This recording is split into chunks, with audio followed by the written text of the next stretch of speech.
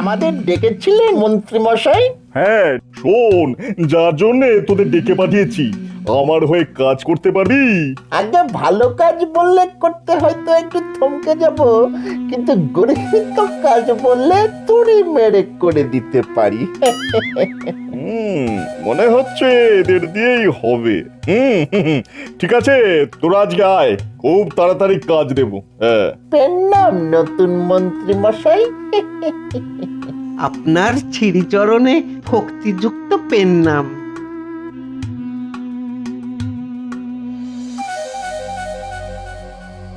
মহারাজ, যেন দেখছি বড় চিন্তিত। হয়েছে কি কোনো কারণে মস্তিষ্ক বিঘ্নিত? আসলে মন্ত্রীর শরীর নিয়ে বড়ই চিন্তার মধ্যে আছি। আজ এতগুলো দিন হয়ে গেল, কিছুতেই যেন সুস্থ হয়ে উঠছে না। পুরনো মন্ত্রীকে নিয়ে মহারাজের আধিক্যতা দেখলে গা জ্বলে যায়। রকম সকম থেকে মনে হচ্ছে পুরনো মন্ত্রী সুস্থ হয়ে উঠলেই আমাকে দরজা দেখিয়ে দেবে। তাই যা করার খুব তাড়াতাড়ি করে ফেলতে হবে। হ্যাঁ, এত চিন্তা করছেন কেন? হ্যাঁ, আমাদের রাজবৈদ্য অতি উচ্চমানের চিকিৎসক, দেখবেন ঠিক সুস্থ করে তুলবে। সুস্থ হলেই বাঁচি। আজ তো রাজবৈদ্যকে পাঠিয়েছি, দেখি দেখি ও এসে কি খবর দেয়। প্রণাম মহারাজ। তুমি কি মন্ত্রীর বাড়ি গিয়েছিলে? হ্যাঁ মহারাজ, আপনার কথা মতো ওইখান থেকেই আসছি। তা কেমন দেখলে মন্ত্রীকে? আসলে অনেক দিন ধরে পেটের রোগে ভুগে বেশ কাহিল হয়ে পড়েছেন। তার উপর আবার ওই সর্দি, জ্বর আর কাশিটাও হয়েছে। তবে আরো বেশ কিছুদিন ভোগাবে। আচ্ছা রাজ জ্যোতিষী, তুমি কি মন্ত্রীর ভাগ্য গণনা করে দেখেছো? দেখেছি মহারাজ, আগামী কিছুদিন আমাদের পুরনো মন্ত্রী মশাইয়ের সময় খুব একটা ভালো যাবে না। তবে তার সাথে কি? আগে গণনা করে এটাও দেখেছি যে আগামী বেশ কিছুদিন আমাদের এই কৃষ্ণনগরের পক্ষেও খুব অশুভ সময় আসতে চলেছে। সে কি? অশুভ সময় মানে? আগে বলতে আমি শিহরিত হচ্ছি মহারাজ। শনি আর কেতু যেভাবে কৃষ্ণনগরের ওপর বক্রী দৃষ্টি দিয়েছে, তাতে এ রাজ্যে ভয়ঙ্কর একটা মড়ক হলেও হতে পারে। সর্বনাশ! মড়ক? হ্যাঁ মহারাজ, শ্লেষাপিত্তজনিত কোনো মড়ক। তাহলে তো আমাদের খুব সাবধানে থাকতে হবে। হ্যাঁ, সকলকেই খুব সাবধানে থাকতে হবে। কারণ কারণ আমি যা বুঝলাম তাতে মন্ত্রী মশাইয়ের সর্দি জ্বরটা কিন্তু কোনো সাধারণ সর্দি জ্বর নয়। মনে হচ্ছে কোনো জীবাণু সংক্রমণ ঘটেছে ওই মন্ত্রী মশাইয়ের ফুসফুসে। তাহলে তো খুবই চিন্তার কথা। তবে মহারাজ, সময় থাকতে থাকতে আমরা যদি সাবধান হতে পারি, তাহলে মনে হয় এই জীবাণু সংক্রমণের হাত থেকে আমরা এই কৃষ্ণনগরকে বাঁচাতে পারবো। কি গো বিজ্ঞানী, তুমি কি বলো? আমি আজ থেকেই এই জীবাণু নিয়ে পরীক্ষা শুরু করে দিচ্ছি। এমন ভাবে কথা বলছে যেন একটা সবজান্তা ভরদ্বাজ। আচ্ছা বিজ্ঞানী, আপনি যে জীবাণু নিয়ে পরীক্ষা শুরু করবেন বললেন, তাই জীবাণুটা পাবেন কি করে? আজই আমি মন্ত্রী মশাইয়ের বাড়ি গিয়ে ওর মুখে লালারস নিয়ে আসবো। তারপর অনুবীক্ষণ যন্ত্র দিয়ে দেখলেই বোঝা যাবে ওই লালারসে কোনো জীবাণু আছে কিনা, আর থাকলেও সেই জীবাণু কতটা মারাত্মক। ও, তাহলে বিজ্ঞানী, তুমি আজ থেকেই কাজ শুরু করে দাও। আর দরকার হলে রাজবৈদ্যকেও তোমার সঙ্গে নিয়ে নাও। মনে একটা যখন সংশয় দেখা দিয়েছে, তখন প্রথম থেকেই যুদ্ধকালীন তৎপরতায় এর মোকাবিলা করতে হবে।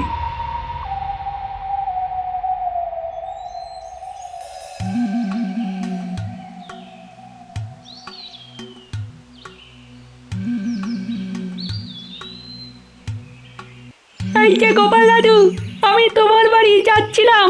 কেন রে, আমার বাড়িতে আবার কি দরকার পড়লো? দেখো না, আজ সকাল থেকে পুটির খুব জ্বর, সেই সাথে সর্দি আর কাশি। তাই নাকি? চল তো দেখি।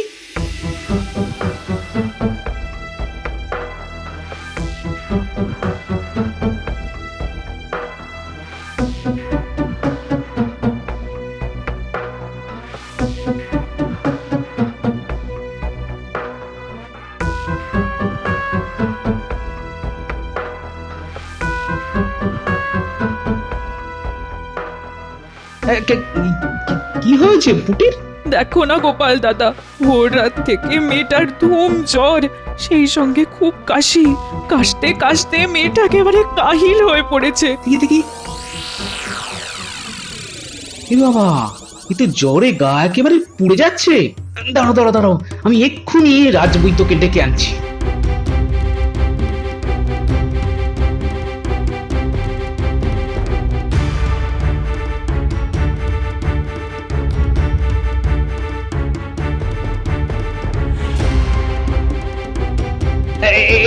এই যে রাজবৈদ্য, আমি তোমার কাছে যাচ্ছিলাম। কেন? দেখো না, পুটির খুব জ্বর, সেই সাথে কাশি। তোমরা কোথা থেকে আসছো? আমরা গিয়েছিলাম মন্ত্রীমশাইয়ের বাড়ি লালারস সংগ্রহ করতে। রাজবৈদ্য, আপনি কি একবার পুটির বাড়ি যাবেন? যাবো তো নিশ্চয়ই। আমিও যাবো, পুটির লালারসও নিতে হবে আমায়। দুটো লালারস পরীক্ষা করে দেখতে হবে ওদের গতি প্রকৃতি এক কিনা। চলো তাহলে।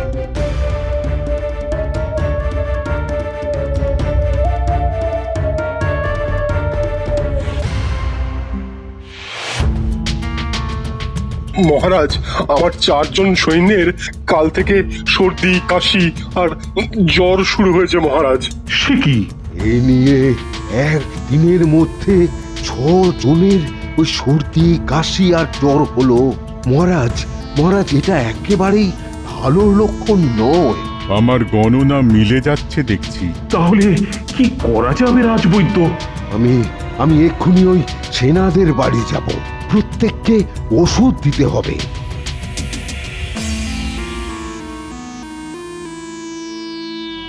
বিজ্ঞানী, বিজ্ঞানী, লালা রসে কিছু পেলে? যা পেয়েছি তা খুবই চিন্তার। এ কথা কেন বলছো বিজ্ঞানী? মহারাজ, লালারস পরীক্ষা করে দেখেছি যে মন্ত্রীমশাই আর পুটির শরীরে একই জীবাণু সংক্রমণ ঘটেছে। হ্যাঁ, জীবাণু সংক্রমণ? হ্যাঁ মহারাজ, প্রথমে ভেবেছিলাম হয়তো জল থেকে এই জীবাণু সংক্রমণ হয়েছে, কিন্তু কৃষ্ণনগরের পানীয় জল পরীক্ষা করে কোনো জীবাণুর হদিশ পাইনি। তাহলে এই জীবাণু সংক্রমণটা হলো কি করে? আমার মনে হয় এটা সম্পূর্ণ একটা অজানা জীবাণু, আর এটা এসেছে মানুষ থেকে মানুষের শরীরে। মানুষ থেকে মানুষের শরীরে? হ্যাঁ মহারাজ, ধরুন ক নামের একজন সংক্রমিত হলো, খ এলো কয়ের সংস্পর্শে, ক থেকে ক্ষয়ে জীবাণু ছড়িয়ে পড়লো। এইভাবে মানুষ থেকে মানুষে এই রোগ ছড়িয়ে পড়ার সম্ভাবনা প্রচুর। ওফ, এ তো খুবই বিপদের কথা শোনালে হে। তা এর প্রতিকার কি? সাধারণ সর্দি জ্বরের ওষুধ ছাড়া তো আমাদের কাছে আর কিছুই নেই। হ্যাঁ, তেমন কোনো ওষুধ নেই বলছো? আবার মানুষ থেকে মানুষে যদি এই রোগ ছড়িয়ে পড়তে থাকে, তাহলে তো কদিনের মধ্যেই মহামারী শুরু হয়ে যাবে। দেখুন মহারাজ, এই রোগকে ছড়িয়ে পড়া থেকে আটকানোর একটা উপায়ের কথা আমি ভেবেছি। কি ভেবেছো? আজ থেকে মানুষে মানুষে মেলামেশা একবারে বন্ধ করে দিতে হবে। হ্যাঁ, মানুষে মানুষে মেলামেশা বন্ধ করে দিতে হবে? এই কথাটার মানেটা ঠিক বুঝলাম না। বিজ্ঞানী বলতে চাইছে মনের দূরত্ব না হলেও মানুষে মানুষে সামাজিক দূরত্ব, মানে ওই মেলামেশা একেবারে বন্ধ। কিন্তু আমরা বললেই কি আর সকলে মেলামেশা বন্ধ করে দেবে? হয়তো বন্ধ করতে চাইবে না, তাই আইন করে কাল থেকেই কৃষ্ণনগরের সকলকে ঘরবন্দি করে ফেলতে হবে। এতে তো প্রজা অসন্তোষ হতে পারি। সকলকে ভালো করে বোঝাতে পারলে আমার মনে হয় এসব কিচ্ছু হবে না। রোগের ভয়াবহতা বুঝতে পারলে মানুষই আর ঘর থেকে বেরোতে চাইবে না। কটা দিন এই নিয়ম চালু করতে পারলেই দেখবেন ঠিক সুফল পাওয়া যাবে। একেবারে ঠিক কথা, এতে রোগ আর ছড়িয়ে পড়তে পারবে না। আর ওই অজানা জীবাণু ঠিক জব্দ হয়ে পালিয়ে যাবে। তাহলে আজই ঢেঁড়া পিটিয়ে ঘোষণা করে দাও যে কাল থেকেই এ রাজ্যে সকলেই যেন ঘরের মধ্যে থাকে, আর সেই সঙ্গে সকলে যেন মুখে কাপড় কিংবা গামছা জড়িয়ে রাখে। একেবারে ঠিক, এই কারণ এই রোগ নিঃশ্বাস আর থুতু দিয়েও ছড়ায়, আর নিঃশ্বাসের সঙ্গে অন্যের দেহে প্রবেশ করে।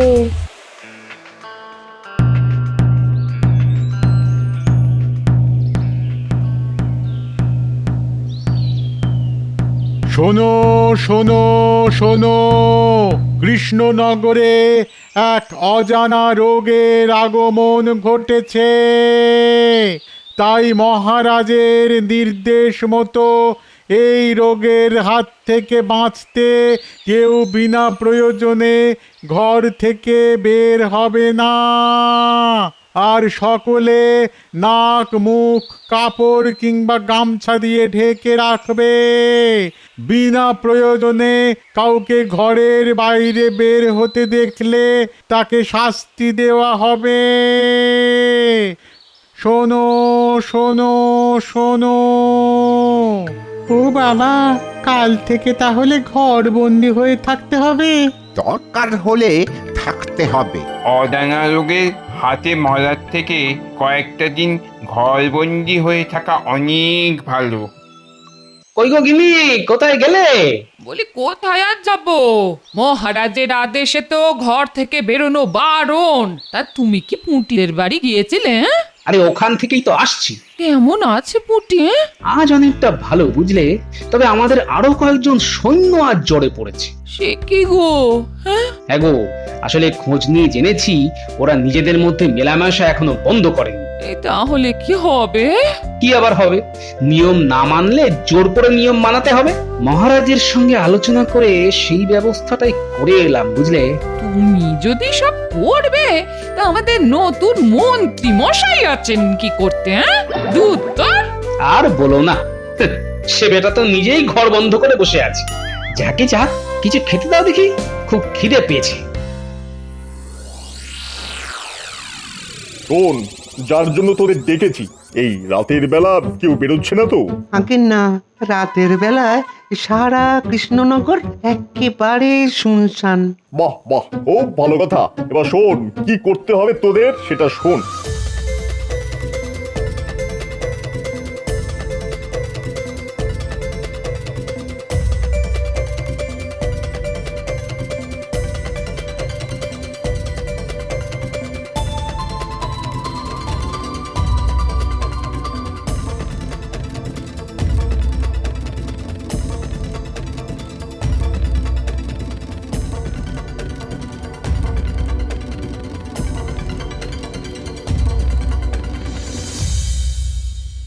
কি আমার গরুগুলো কোথায় গেল?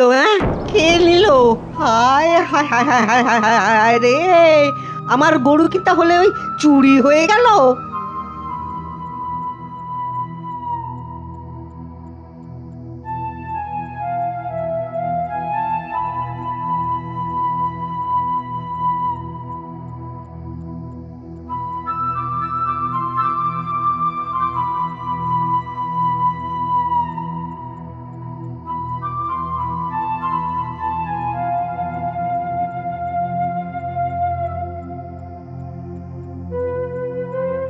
একে মহারাজের আদেশ অমান্য করে তুমি কোথায় যাচ্ছ?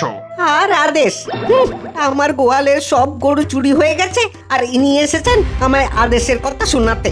শোনো, আমি এখন ওই গরু খুঁজতে চলেছি, বুঝেছ? একে ওই ঘরবন্দির জ্বালায় দোকানদারি লাটে উঠেছে।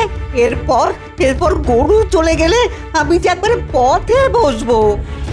কি হে ভোলা, মুখে কাপড় না বেঁধে রাস্তার মাঝে দাঁড়িয়ে চেঁচামেচি করছো কেন? চেঁচামেচি করছে কি আর সাধে? সাধে? এই ঘর বন্দির মধ্যেও কেউ বা কারা এসে আমার ওই গোয়ালে সব গরু চুরি করে নিয়ে চলে গেছে। সে কি? এখন আমি কি করি বলো তো? শোনো, একবার মহারাজের কাছে যাও, তবে মুখে কাপড় কিংবা গামছা বেঁধে। ঠিক আছে, তাই যাব। মহারাজ, কাল রাতে আমার গোয়াল থেকে গরু চুরি গেছে। আমার গোয়াল থেকেও গরু গেছে। সে কি, একই চারিদিকে অজানা জ্বরের প্রকোপ, এর মধ্যে আবার গরু চুরি? মহারাজ, আমার ওই গোয়ালের সব গরু কাল রাতে চুরি হয়ে গেছে। সব গরু চুরি হয়ে গেছে? হ্যাঁ মহারাজ। ঠিক আছে, তোমরা এখন যাও, আমি দেখছি কি করে এই গরু চুরির কিনারা করা যায়। এ তো গোদের উপর বিষ ফোড়া হয়ে গেছে গোপাল। কাল রাতে ভোলা ময়রা আর অনেকের গোয়াল থেকে গরু চুরি হয়ে গেছে। হ্যাঁ, ভোলার মুখ থেকে আমি শুনেছি। বলো তো কি দুশ্চিন্তার কথা। আমার দুশ্চিন্তাও কিন্তু কিছু কম নয় মহারাজ। এই কদিনে রোগের প্রকোপ আরো বেড়ে গেছে। সে কি, সারা রাজ্যকে ঘরবন্দি করেও তাহলে কোনো ফল পাওয়া যাচ্ছে না? কি করে ফল পাওয়া যাবে মহারাজ? আপনার আদেশ না মেনে কিছু লোক তো অনাবশ্যক বাড়ি থেকে বেরিয়ে পড়ছে। তার উপরেই গরু চুরির হাঙ্গামা। রাজসভায় আসার সময় আমি তো বহু লোককে পথে দাঁড়িয়ে গরু চুরির ব্যাপারে আলোচনা করতে দেখে এলাম। কি করা যায় বলো তো গোপাল? আমাদের সামনে এখন দুটো কাজ মহারাজ। এক, যেমন করেই হোক লোকজনকে ঘরের মধ্যে আবদ্ধ রাখা, আর দুই, গরু চোরকে খুঁজে বের করা। আমার মনে হয় অন্য রাজ্য থেকে কেউ বা কারা এসে গরু চুরি করে সারা রাজ্যের মধ্যে একটা অরাজক অবস্থা সৃষ্টি করতে চাইছে। কথাটা খুব একটা খারাপ বলনি নতুন মন্ত্রী। আপনি গোদের উপর বিষ পড়ার কথা বলছিলেন মহারাজ। আমার মনে হচ্ছে এখন আমরা পাহাড়ের মাথায় আগ্নেয়গিরির ওপর বসে আছি। ওনা ফেটে যেমন গলগল করে রক্ত বেরিয়ে আসে, এমনি যে কোনো মুহূর্তে প্রজা অসন্তোষে আগ্নেয়গিরি থেকে গলগল করে গরম লাভা বেরিয়ে আসবে। হ্যাঁ, একেবারে ঠিক কথা। গোপাল, গোপাল, সেনাপতিকে নিয়ে পরে আমার কাছে এসো তো, কিছু কথা আছে। আমি যাব না? না না না, এই মুহূর্তে শুধু গোপাল আর সেনাপতি হলেই চলবে। তেমন প্রয়োজন হলে তোমায় না হয় পরে ডেকে নেব।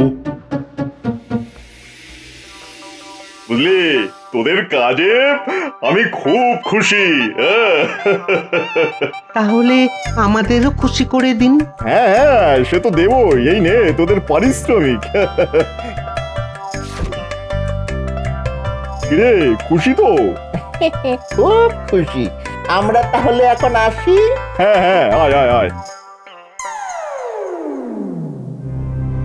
বলো বলো সেনাপতি, কি বলতে চাইছিলে তুমি? মহারাজ, এখানে আসার সময় আমি শুনে এলাম যে আজ রাতে সমস্ত রাজ্যবাসী ঘর বন্দির আদেশ উপেক্ষা করে রাস্তায় এসে দাঁড়াবে। কেন কেন কেন? তারা দলবদ্ধভাবে গরু চুরি আটকাবার চেষ্টা করবে মহারাজ। এ তো ভীষণ সমস্যা হলো। সকলে যদি জোটবদ্ধ হয় তাহলে তো সংক্রমণ বাড়বে বই কমবে না। ও গোপাল, কিছু একটা ভাবো। আমার মনে হয় আজ রাতে আপনাকে আর আমাকে রাস্তায় বেরোতে হবে, আর সঙ্গে নিতে হবে আপনার পোষা বাঘকে। বাঘ?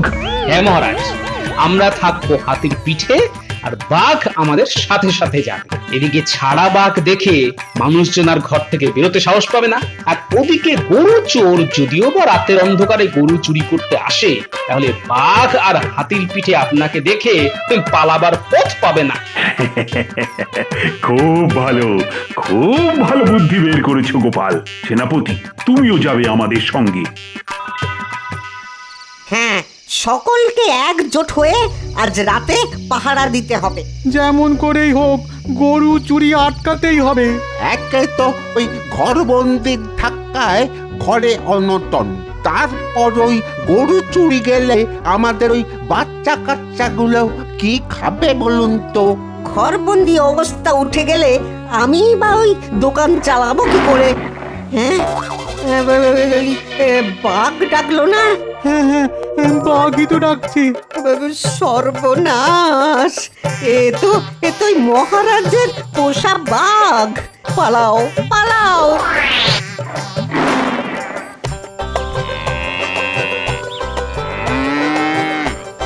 আরে, অনেকগুলো গরু একসাথে ডেকে উঠল না? তাই তো। আর গরুর হাম্বা ডাক তো আমাদের নতুন মন্ত্রী মশাইয়ের বাড়ির থেকে আসছে। ঠিক বলেছ, চলো তো দেখি।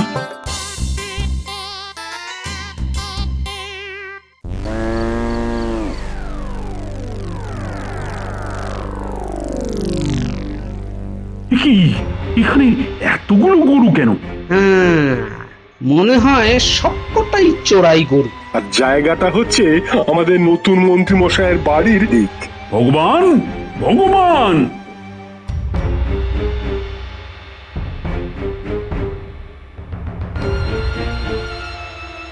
এ কি মহারাজ, আপনি এত রাতে? গরুগুলো কার? মহারাজ এখানে চলে এলো কি করে? তাই তো কাঠগড়ু, তাহলে মনে হয় রাতের অন্ধকারে কেউ রেখে গেছে। হ্যাঁ, রেখে গেলে গরুগুলো তো খোলা মাঠের মধ্যেই থাকতো, কিন্তু এদের মাথায় তো রীতিমতো হোগলার ছাউনি দেওয়া, মানে পুরোপুরি গোয়াল। তা এত বড় গোয়ালটা কে বানালো নতুন মন্ত্রী মশাই? সে আমি কি করে বলবো? একেবারে মিথ্যে কথা বলবে না। বলছি মহারাজ, বলছি আসলে আমার খুব দুধ খাওয়ার শখ, তাই বটা ঘটাকে দিয়ে চোর, গরু চোর। জানো জানো এই অপকর্মের শাস্তি কি? এনাকে একটা নতুন শাস্তি দেওয়া হোক। জ্যান্ত বাঘের মুখে তোমাকে ছেড়ে দেওয়া হবে। ও মহারাজ, আপনি আমাকে মারুন ধরুন যা ইচ্ছে করুন, কিন্তু দয়া করে এটা করবেন না, তাহলে যে আমি মরে যাবো। যাও, সকলে ঘরের ভেতরে চলে যাও। কটা দিন ঘরে থাকতে পারলি অজানা জ্বর আমাদের আর আক্রমণ করতে পারবে না। আর গরু চোর তো ধরা পড়েই গেছে। জয় মহারাজের জয়। জয় মহারাজের জয়।